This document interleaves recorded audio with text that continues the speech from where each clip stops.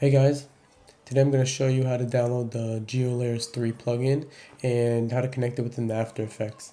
I've tried the free trial for the GeoLayers 3. If you want it, you can check out this video. It's absolutely free for a couple of weeks.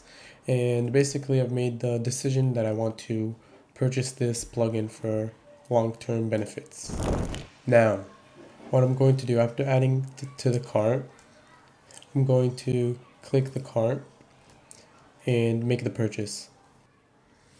Okay, here I've made the order, and now I'm going to show you how to connect it to Adobe After Effects.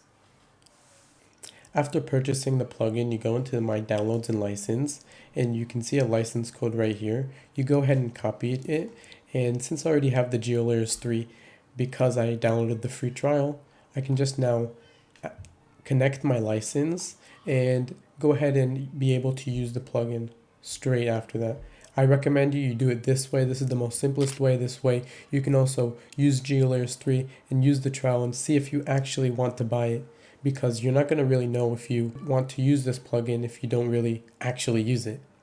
So go ahead, download the free trial. Again, I've made the video about it. Check out my YouTube channel and copy the license onto the already installed GeoLayers 3, and then you go ahead and have it. And as you can see right here, I have the GeoLayers 3, and I'm able to create my map comp and whatever I want. So I hope you guys learned something new. Don't forget to subscribe, like the video, and I'll see you guys in the next one.